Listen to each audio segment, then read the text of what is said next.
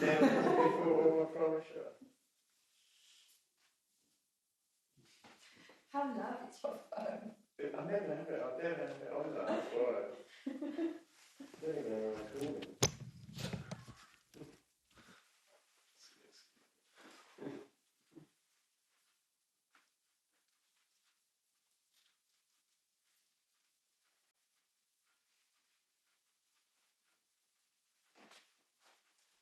Delayed. Should be alright.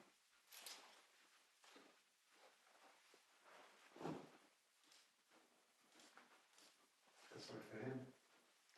He's going to keep talking. This is exactly what I'm thinking, because I came to the desk updated and I'm like...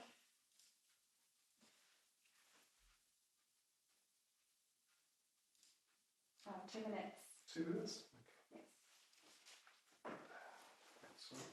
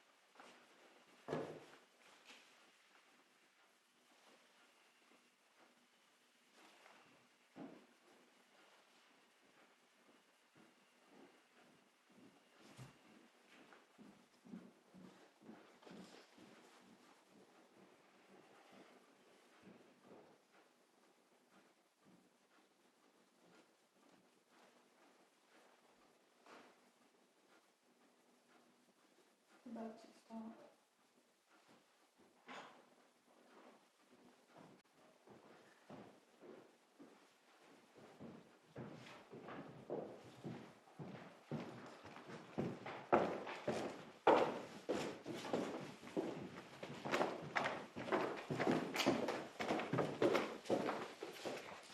Good afternoon and welcome to the Downing Street briefing. I'm joined today by Professor John, Deputy Chief Medical Officer, and by John Newton, our coordinator for testing. Today, latest plans for our program of test, track and trace. How we're going to use this massive testing capability that we've built in order to get our R down. Before I do that, I just want to remind you of what we're trying to achieve.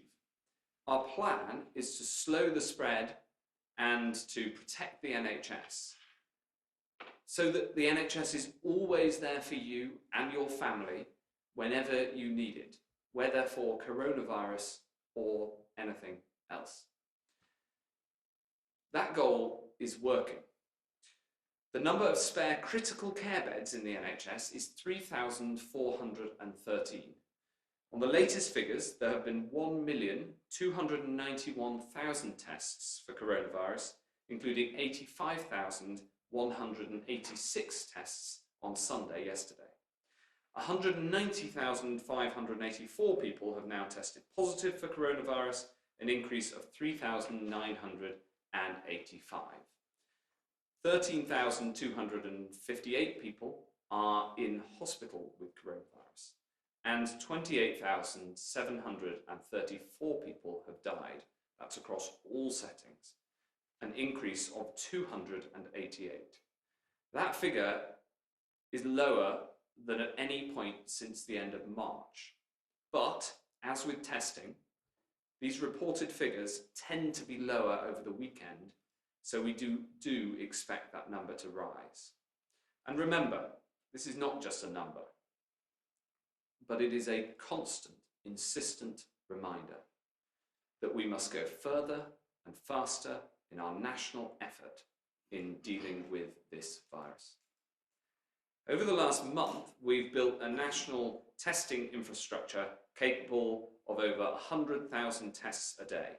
Today, the capacity stands at 108,000.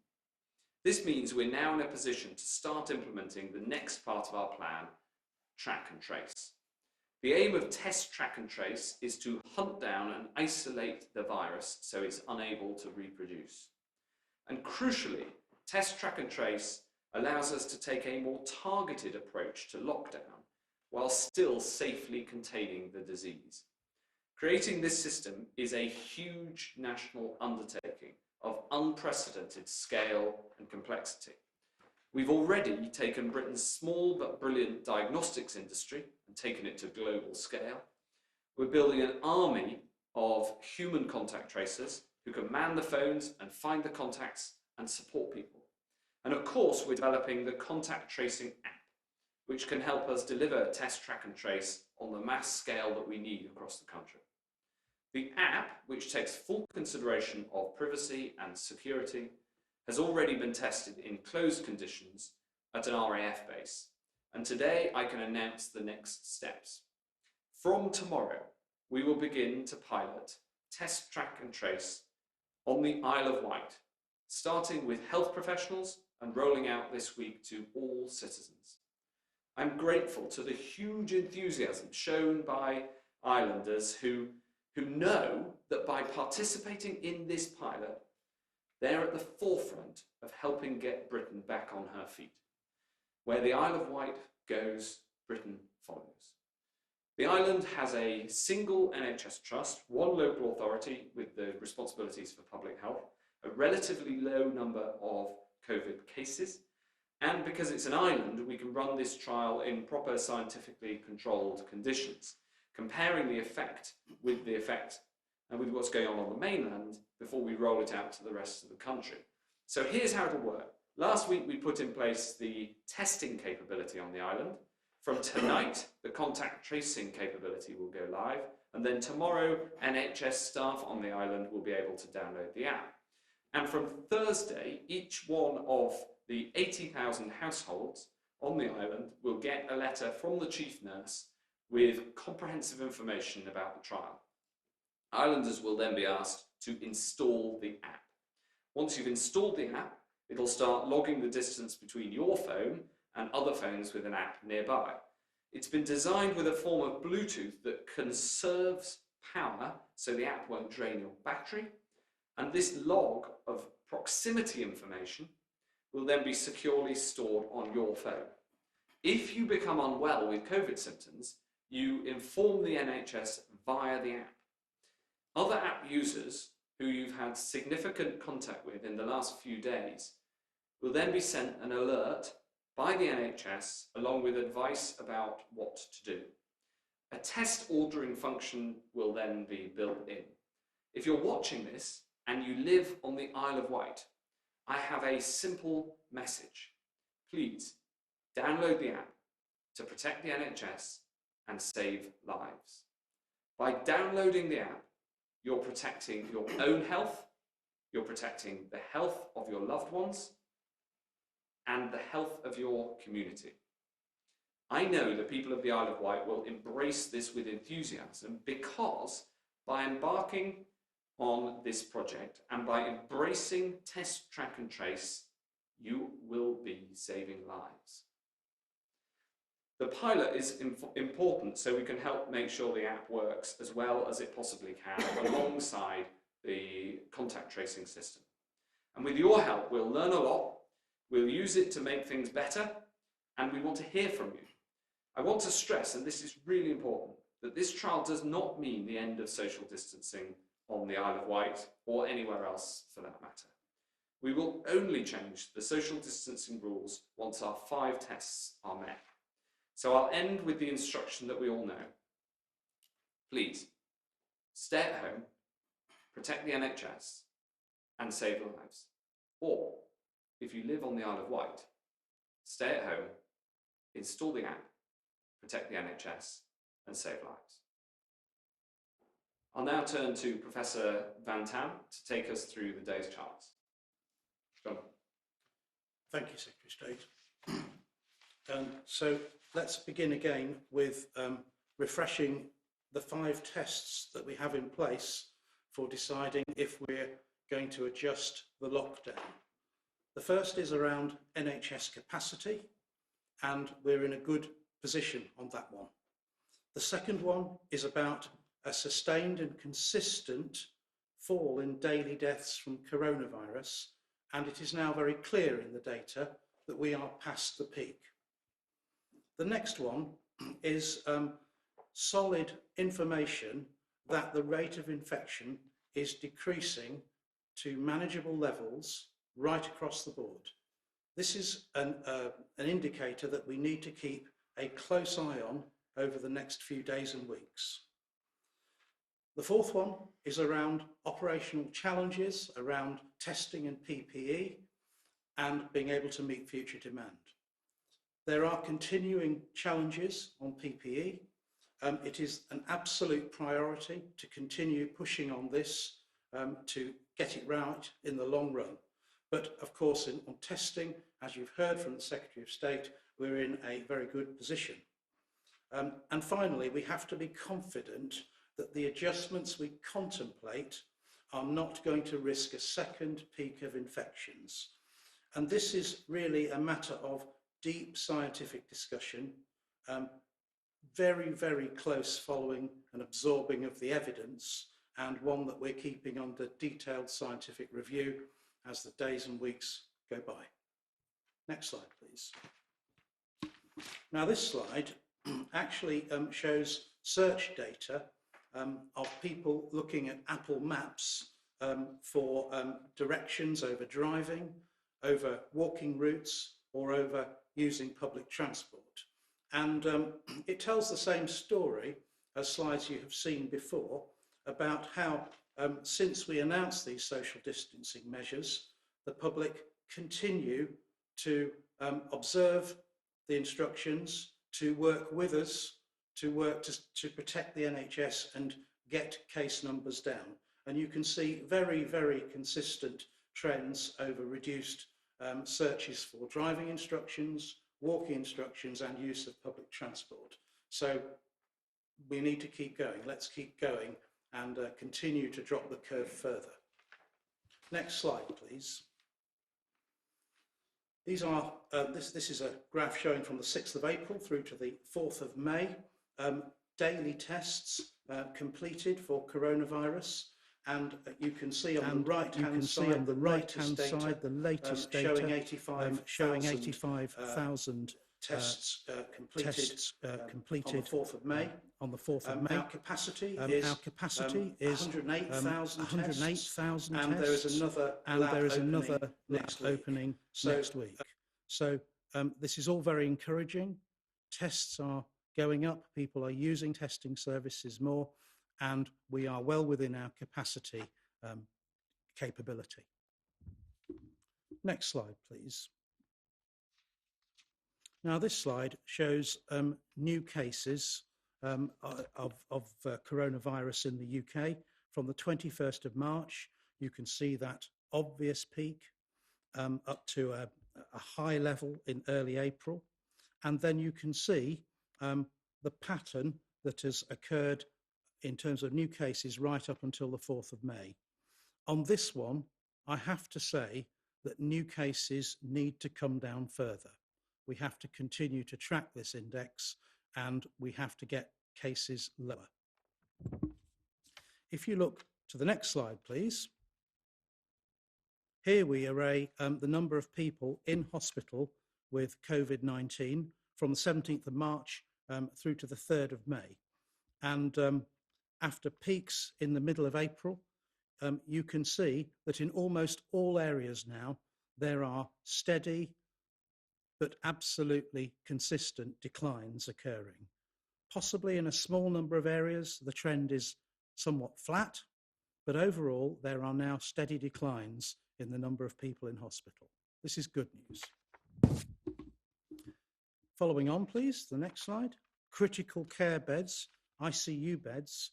Here again, across all 4 nations, you can see largely continuing declines, and possibly a more important point, if you look at the axis on the left of the slide, the y-axis, you can see where we are in terms of capacity, and there is plenty of ICU capacity, which is extremely good.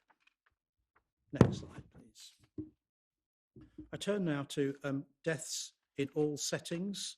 And here you can see that there is a slow but consistent decline. You will see the weekend effect very clearly, especially if you look at the 3 steps on the right-hand side of the chart.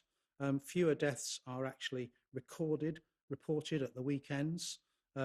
That's an artifact of the way people report deaths. But overall, if you look at the orange line, the 7-day smoothed out rolling average, there is this slow but consistent decline, which is absolutely going in the right direction now. And then the final slide is one we have shown for some time, showing a comparison across countries, dating back to the day when 50 cumulative deaths were recorded in each of the countries. And we're now quite a way across the slide to 60 odd days in some of the countries. The message is the same as I've said to you before, that there are kind of 3 broad trends on this curve, but I do want to emphasize to you, these are numbers, they are not rates. They do not adjust for the size of the underlying population. And this is a difficulty in interpreting these data. We will, in the course of time, be able to get all-cause, age-adjusted excess mortality for many of the countries on this slide. And that will give us a much clearer understanding of what is going on. And hopefully those data will continue for a long period of time so that we can understand the fullness of the picture as we try to beat this virus. I will stop there with the data and hand back to the Secretary of State. Thank you very much, Jonathan. And we're now going to take the first question from a member of the public. We have a video from Sack Lane from London.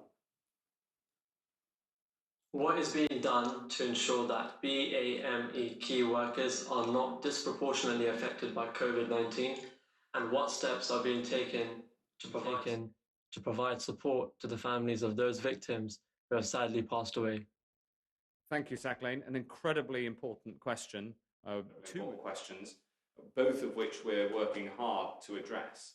And I'm going to ask Jonathan to set out the details. But what I'd say absolutely from the start is that we recognise that there has been a disproportionately high number of people from black and ethnic minority backgrounds who have passed away, especially amongst the care workers and those in the NHS.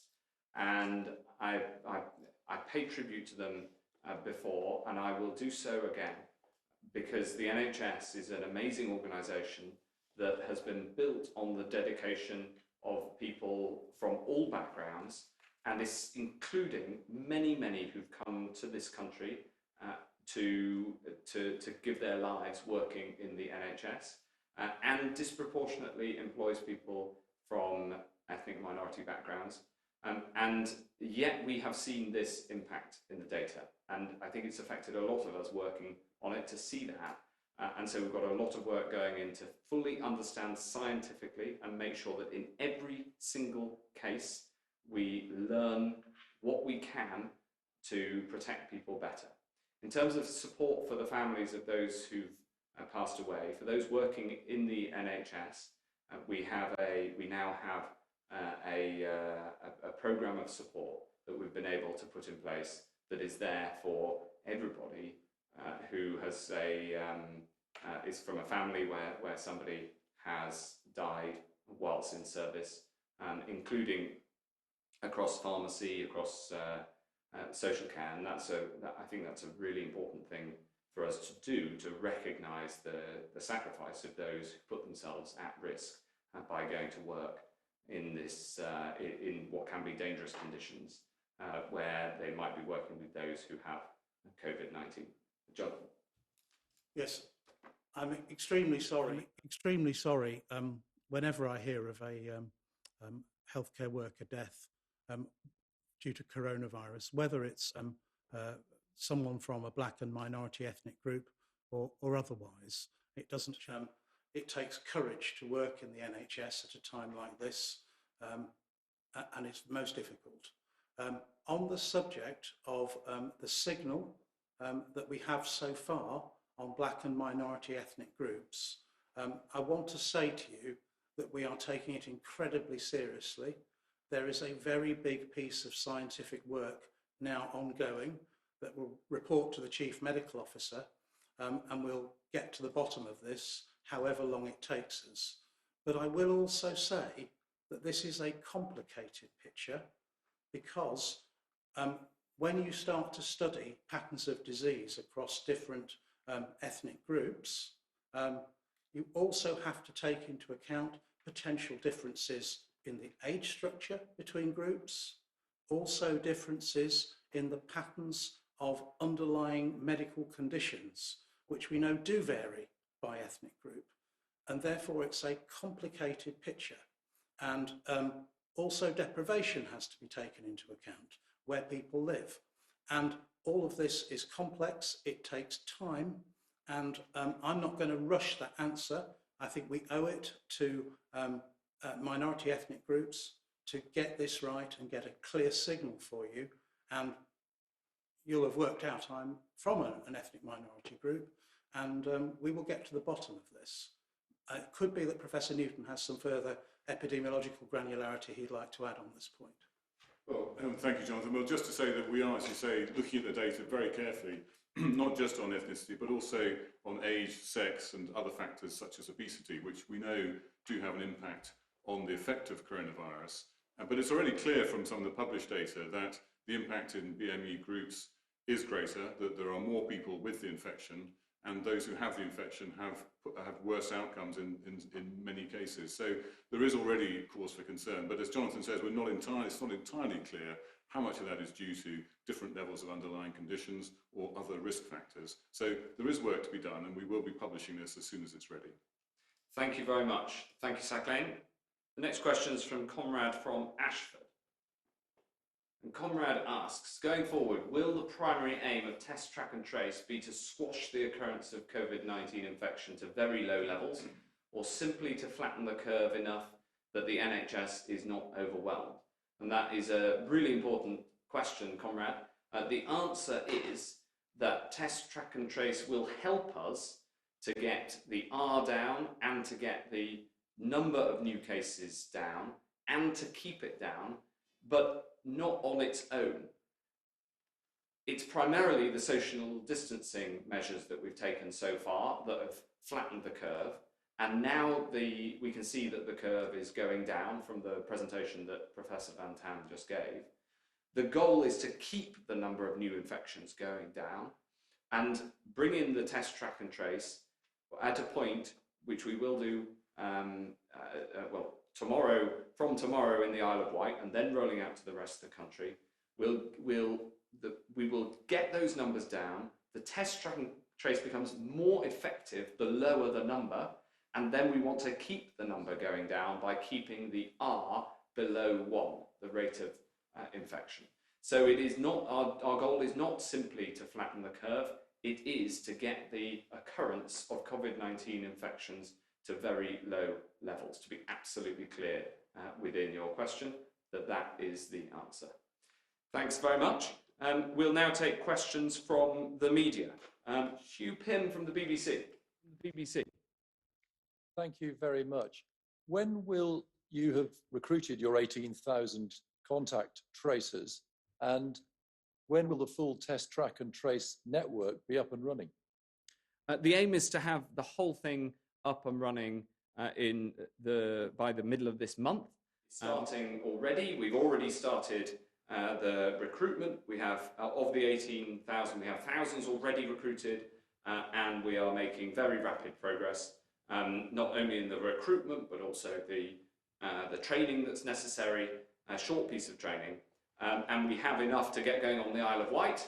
In fact, they came on stream as of 5 o'clock this evening, so that's up and running now, and then to roll out across the country. But there's no magic around the 18,000 figure. That is the initial scale that we think is necessary. If it needs to be bigger, when we find out from the ONS survey that's in the field at the moment what the prevalence of the disease is, the number of new cases per day actually out there rather than that we find through positive tests, then we'll adjust that figure. That's the initial goal, but it'll be up and running by the middle of the month. Can I ask one more? Of course. On business, some businesses will be required to have PPE for their staff. Where will they procure it, and will they be in competition with the NHS? Well, this is a question when we consider changes to the social distancing measures, the wider impact of changes to social distancing measures, including, for instance, on PPE. And the first call on PPE must go to the NHS and social care and those other essential services who need it to keep the people delivering those services safe. And so that is something that we take into account. It's in our 5 tests, but it is something that we're working very hard on now. Of course, it's our job in running the health and social care system to ensure that those areas and the other public services have PPE, and there's a worldwide shortage, as you say, so we do need to take that into consideration before making changes, and that's why it's one of the 5 tests. Thanks very much. Tom Clark from ITV. Thank you, Secretary of State. The most successful contact tracing efforts around the world, like those in Vietnam, South Korea, Singapore, were only partly reliant on mobile phone technology in order to work. They were more reliant on large numbers of volunteers at the community level going out to track down and trace cases at huge scale. Has the government ensured this capacity is in place in the UK, or are we putting too much faith in call centres and in untested digital technologies, helpful though they may? It's a really important point, and I agree with the point in the question, which is that it isn't just about the technology and the people in call centres, it's also about citizens acting in the right way. Acting in the right way to download the app, because that protects you and protects your family and protects the NHS, but also acting in the right way to do contact tracing yourself. John? Yeah, so Tom, it's a really good point, well made. The app is very exciting, and the app adds something extra. It adds an automated response that can be almost immediate. But as you say, the program that we're putting in place is an integrated program with the app, but also with contact tracing driven by testing. So access to testing partly through the app, but also other routes to a test. And then the test result backed up by contact tracing driven by public health professionals. At one level, we've got Public Health England, but also a lot of experience on the ground with directors of public health and local authorities, environmental health officers, who are very expert in this. Exactly as you say, shoe leather epidemiology, out on the streets, finding contacts. But even actually what people call traditional contact tracing isn't very traditional anymore. It's quite highly technical. So we've developed a web-based support, the contact tracing and advisory service, which has been ramped up to support this. And there's also another line of defence through the telephone call centre. So it's a multi-layered approach. And one of the points of the Isle of Wight test pilot is to try and see how those different elements integrate together to support each other. So it's a very good point. We are learning from the best practice around the world, but we also have something to offer in the UK as well, because we've been doing this for a long time. Thanks, Tom. I hope that answers your question. Yes, and may I have a quick follow-up question? Are we caught in something of a catch-22 with contact tracing? In that, as I understand it, the numbers of cases have to fall quite a bit more before we can reliably roll it out across the country. But if we keep lockdown measures in place, which we have to until your 5th test is met, it's quite hard to pilot contact tracing because most of us are trying to isolate ourselves as much as possible. No, is the short answer. The slightly longer answer is that even with social distancing measures, there still are some new cases, and that means that the technology can still be effective. And even with the scale of new cases across the country, contact tracing can still have an impact, and the app will still be highly effective. It's just more effective the fewer the number of new cases. So these are all matters of degree rather than absolute. So we're not caught in a catch-22, but it is absolutely true that the social distancing measures are the thing that is doing having the big impact. And so hence the message remains: stay at home to protect the NHS and save lives, unless you're in the Isle of Wight. But even in the Isle of Wight, you should still stay at home to protect the NHS and save lives. It's that you should also install the app, because that will help this to be yet more effective. One final point on this, which is the Isle of Wight has a slightly lower rate of new COVID infections than some other places in the country, and therefore actually that makes it a good place to test this. Not only is it good because it will help the Isle of Wight, but it is also good because it has that slightly lower number of new infections. Lockdown measures until contact tracing is up and running across the country? No, the two aren't necessarily linked like that. We haven't said that we can't make changes before it's up and running. It's just that the test, track and trace system will help us to get R down and hold R down, and the lower the number of new cases, the more effective it will be. But we haven't made a concrete link that your question drew between having this system in place nationally and making changes to the social distancing measures. There isn't a necessary link between the two. They're just they do work in tandem. The next question is from Oliver Dyer from Isle of Wight Radio. Evening all. In a poll that Isle of Wight Radio ran today, 80% of our listeners said they would install this new app. But the island has a higher than average elderly population who fall into the government's vulnerable category. How are you expecting those who don't have a smartphone or can't use that technology, be it on the island or across the country, to get behind this? And with that in mind, considering the island has an elderly population, one of the questions our listeners want to know is why the island's been chosen over other UK islands or locations. So, look, great set of questions, Oliver, and I'm really, really pleased to hear that 80% of people said that they would download the app, because the more people who download the app, the more effective it's going to be, because you need two people having downloaded the app for it to be effective, for one to be able to tell the other that they've been in close contact with somebody who's got symptoms of COVID-19. So I'm really pleased that the people of the Isle of Wight have responded today in this way. I had a feeling that they would, and I'm really glad that they have. But partly because of the challenges that you set out, that not everybody has a smartphone, that's another reason actually to test it in the Isle of Wight, because if we tested it somewhere where it would be easy, we wouldn't find as many of the challenges, rather than testing it somewhere where you've got to have the technology, but you've got to have the human contact tracing as well. They go hand in hand. They help each other, and so that is actually one of the things we thought about before choosing the Isle of Wight as the place to go first. John, did you? Yeah, thank you. I mean, I think the Isle of Wight is an ideal place to do this. It's quite a large population, and there is a benefit in the fact that travel on and off the island is relatively restricted. The ferries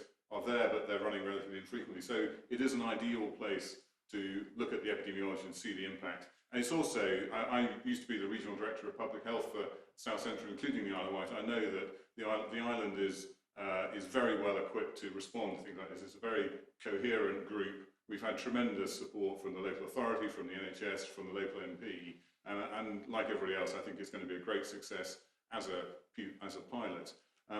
Your point about elderly people, I think we shouldn't make assumptions. I know quite a lot of elderly people who are extremely tech savvy and quite happy to use smartphones, but we've also recognised that there are other ways of doing contact tracing. So as I mentioned, we've built in a number of routes, so people don't have to have the app in order to benefit. But of course, we will all benefit if the app and the contact tracing drives down the infection rate. It drives down the infection rate for everybody. And I think the third point to say is that the people who are most mobile and most likely to be out bumping into each other are also the people who are probably most likely to be using smartphones. So I think all in all, we think it's a strong programme, and we're looking forward to see how it works in the Isle of Wight. And that survey is extremely encouraging, so thank you. Does that answer your questions, Oliver? It does, yeah. Am I allowed one more follow-up? Go ahead. Fantastic. So obviously, whilst a lot of people, a lot of Isle of Wight radio listeners in particular, have been positive about the app, there are some concerns that the lockdown measures could be lifted here early to form part of that trial. Could lockdown on the Isle of Wight be lifted earlier than the rest of the UK? And if so, is it safe to do so? Well, I want to thank Isle of Wight radio listeners for how much they've engaged with this idea today, and I can reassure you that there aren't any changes to social distancing measures that are proposed as part of this pilot. The pilot is to find out how the app works, how the interaction of people then becomes recognised by the technology, and the link from that to the human contact tracing and to the testing regime, because there's a new testing centre on the Isle of Wight as well. So there aren't changes. Our proposals are that changes to the social distancing will only take place when the 5 tests are met, and that's nationally rather than the Isle of Wight having any differences in that part to the rest of the country. Thanks very much indeed. Joe Murphy from the Evening Standard. Good afternoon. Can I ask the scientists, how has your understanding of immunity developed over the last month or so? Do you know yet whether people will catch it again, and how are the tests developing, how the testing of the tests going?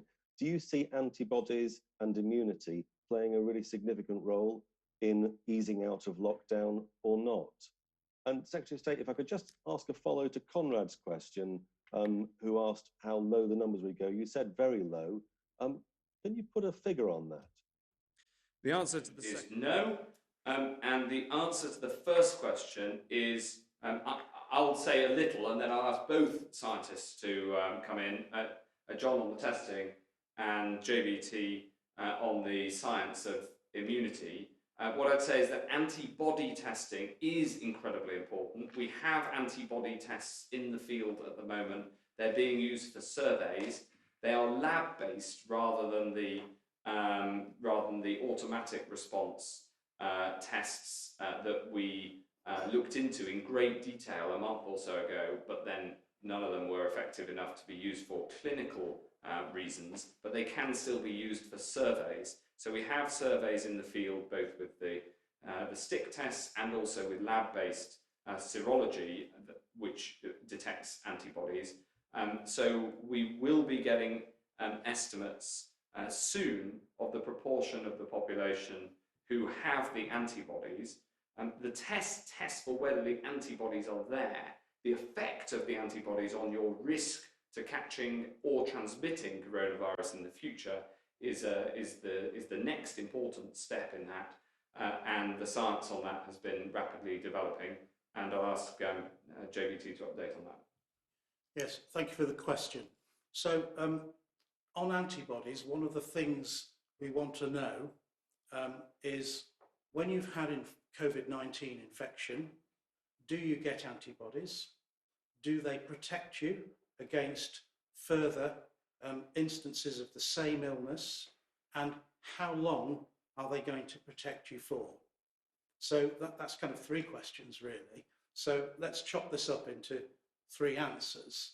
And the first answer is, the first thing we wanted to know was, once you've had confirmed COVID-19 infection, do you get antibodies? And one of the things that we've been interested in and want to do is call people back who've had COVID-19 for sure and who've recovered, to ask them if they'll begin to take part in a programme we're starting to get plasma containing antibodies and use it for treatment in the future in trials to understand if it's going to work and save lives. And the good news on that is that that programme has started, and the overwhelming majority of people so far called back, who've had definite COVID-19 infection, have got antibodies in their bloodstream, which is a good news thing. So those antibodies take different times in different people to develop, but by and large, the signal is that people get antibodies. The next question is, do those antibodies protect you from further infections? And we just haven't had this disease around on the planet in humans for long enough to know the answers to that with any surety. And that's a piece of science that we will just have to follow a bit longer. I hope the answer is yes, but I think it's one where we have to be much clearer before we can take that responsibility of giving you a very clear answer on that. And then the final piece is, how long will the antibodies last?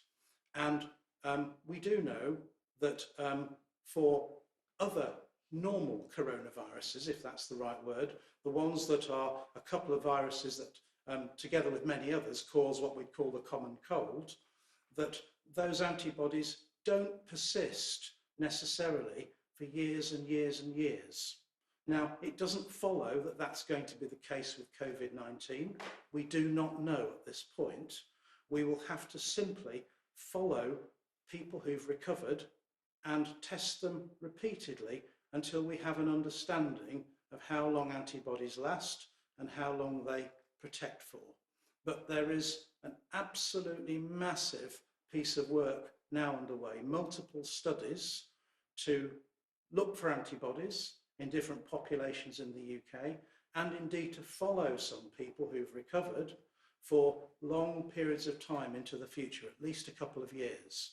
And we will have much clearer signals over time. But I'm afraid it's just one of those where we can't make the science go any faster than how quickly our bodies go in terms of maintaining the antibodies. And like everybody else in the world, we just have to be patient and cautious until we get those answers. But I do believe in the long run, once we have those kind of answers, potentially antibody testing will be a very important part of our future strategy. Thanks. In fact, I'm in one of those trials. So because I was tested positive, and now I have fairly regularly, somebody comes and takes blood to ensure that, to test whether I have antibodies, and then also to test whether I get it again, because we have surveys in the field right now to test if people with antibodies then catch the disease, which is an absolutely critical fact that will then determine policy over what we say people with antibodies who tested positive on an antibody test can do, and which is at the moment we don't yet have the science to make those policy decisions, but it'll be absolutely critical. John, did you have anything to add on the test? Just briefly on the testing, there's been really very good progress on the antibody test. There are at least 2 large commercial organisations who've developed good lab-based antibody tests, which we're currently evaluating, but also people looking at ways of doing antibody tests close to the person, the patient, and there are a number of options there, including a saliva test. And all of these options are looking quite promising and being evaluated. So I think in general, we can say, as we thought, that there would be antibody tests available when we needed them, and they will support also our contact tracing programme and strategy later on. Fantastic. A follow-up. If I may, Secretary of State, and thank you all 3 for very informative answers there. Secretary of State, life's full of risks, and this is all about balance of risks. You're somebody who's probably got antibodies. Would you feel happy going into a crowded room? Not yet. Not yet. I very much hope that the science shows that the people with antibodies who tested positive for having antibodies have a low risk of transmitting the disease and a low risk of catching it. Both are important, because low risk of catching it to protect me, low risk of transmitting it to protect others. I very much hope that that's where the science comes out. That is true of most coronaviruses.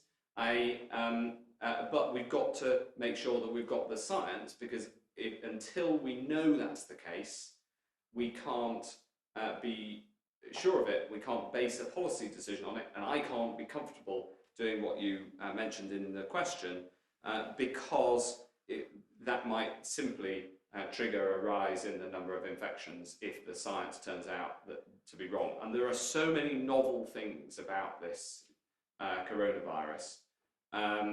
There are so many things that are different to the 6 existing coronaviruses that we do have to test this and not base our assumptions on how other coronaviruses behave. Because we don't want to take the risk of assuming this coronavirus behaves like other coronaviruses before saying and taking a policy decision that people with antibodies are lower risk. But if the science concludes that they are, then we'll take decisions on that basis. I would say this point of John's, that there's been big advances in antibody testing, especially the lab-based antibody testing, is very important. Today, Roche, the Swiss global diagnostics company, made a very positive announcement about progress with their antibody test, and we're in discussions with them about a very large-scale rollout of antibody testing, as well as with some others who may be able to bring this forward. But there's been false hope before in antibody testing, and so we'll make announcements when we're absolutely ready. Thanks very much, Joe. Paul Waugh from the Huffington Post. Health Secretary, as you've frequently said, the long-term solution to this pandemic is a fully scaled-up vaccine for COVID-19. Yeah. But a vaccine relies on as many people as possible actually taking it up. Now, you told HuffPost last year, and I quote, "There's a very strong argument for having compulsory vaccinations for children for when they go to school, because otherwise they're putting other children at risk." Would that apply to a COVID vaccine as well as to MMR and other vaccines? And what other measures are you looking at to ensure as many adults and children take up the new vaccine when it's available? And if I can, to Professor Van Tam, can I ask you what you've made of the early academic research done in Harvard, Germany, and even Cambridge that suggests high levels of air pollution may be one of the most important contributors to the clustering of deaths from COVID-19? Is SAGE looking at that or going to look at that? Thanks, Paul. Two very good questions. On the vaccine, the first and most important thing is that we support the development of the vaccine, and you'll have seen the Prime Minister's excellent announcement today, and then that we also do the work to ensure that people can get access to the vaccine, starting with those who are most vulnerable. On the question of whether to make it compulsory, I think that the extent of the public's reaction to following the lockdown shows that we will be able to achieve very, very high levels of vaccination without taking that step. And so our task is to ensure that it is, in the first instance, we support the science as much as possible, because we can't assume there'll be a vaccine. There is no coronavirus vaccine yet, and for any of the existing coronaviruses, and this is uncertain science. But whilst I don't rule anything out, we're proceeding on the basis that just such a huge proportion of the population are going to take this up because of the obvious benefits to individuals and their families and their communities and indeed the whole nation, that there'll be enormous demand for it as and when the science is safe to proceed. Yes, thank you, Secretary of State. So just to stay on the vaccine question for a little longer, we are following the developments in vaccine research across the world, including in the UK. We remain very hopeful that there will be a breakthrough at some point in the future. I think what I can say to you is that it is more likely than not that the first vaccines will be licensed in adults in the first instance.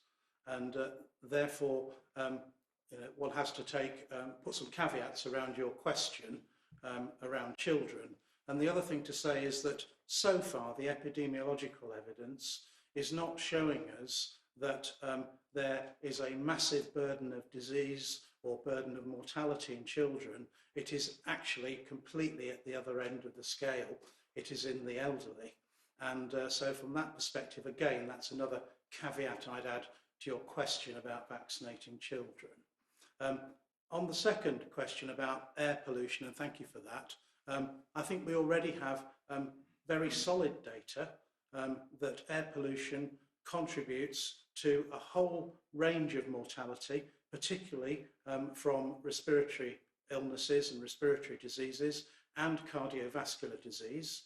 I have heard it said about air pollution and COVID-19. I have not personally studied those data and looked at that question in detail, but what you say is entirely plausible in my view.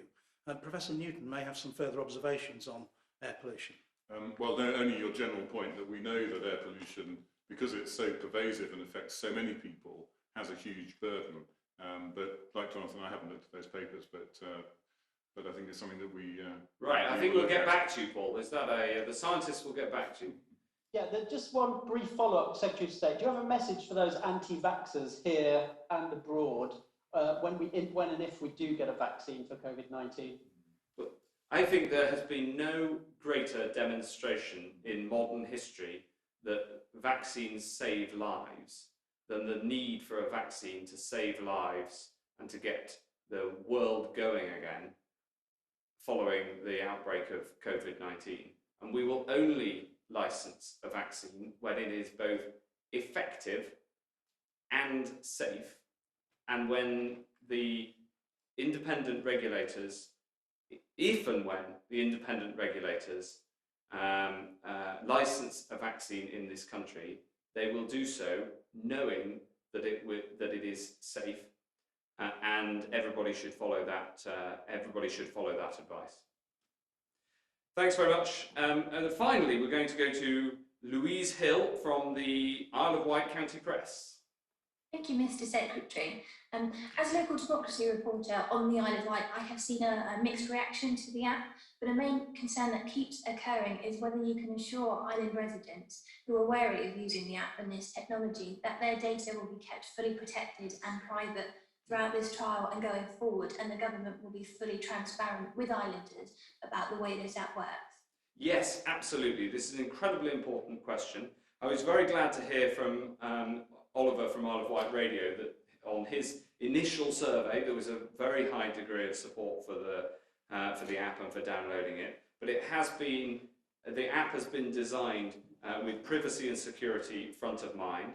It's been signed off by the National Cyber Security Centre, who've been involved in its development. And I want to thank them and pay tribute to the work that they've done in ensuring that the privacy and cyber security is strong. The data is stored on an individual's phone, not by the NHS, until somebody finds that they've got symptoms, and then they need a test, and so they need to connect to the NHS, and then the NHS needs to contact those who you've been in contact with, and so this has the highest level of privacy built in to make sure that we can both reassure people in terms of privacy, but also that it can be effective and save lives. I don't know if you've got anything. Well, no, exactly right, Secretary. But just to be absolutely clear, the app itself doesn't hold any personal information. It just has information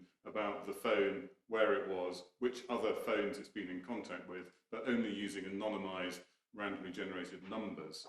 And those are the data that are collated. So no personal information is contained by the app or generated by the app. As Secretary said, the only personal information used is when somebody approaches the NHS to have a test or to have their contact traced. So it's a very safe use of data, and people really should feel very reassured by all the precautions that have been taken. Thanks very much indeed. Thank you from the island. Have you got a follow-up? You've got it. Sorry, yes, please. Not at all.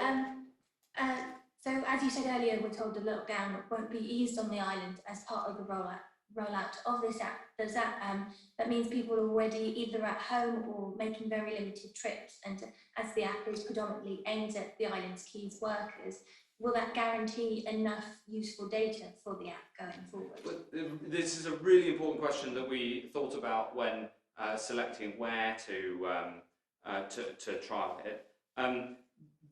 Because there's a busy hospital on the island, and there's other key workers, including those who work for the council, for instance, and in the other services, right across the board, there are there are interactions and there are new cases on the island, and so we think that it will be effective and it will be an effective place to pilot.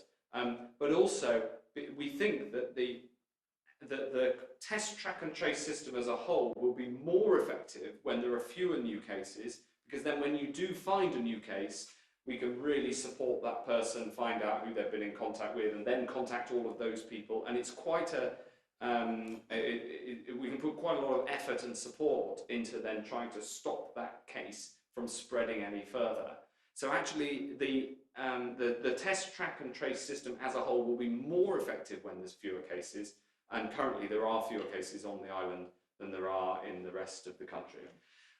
Thank you very much indeed. Thanks for all the questions from the public, from the national media, from the Isle of Wight, and I'm very grateful for this opportunity to have set out these details of our test, track and trace programme, and look forward to seeing you again from here in Downing Street very soon.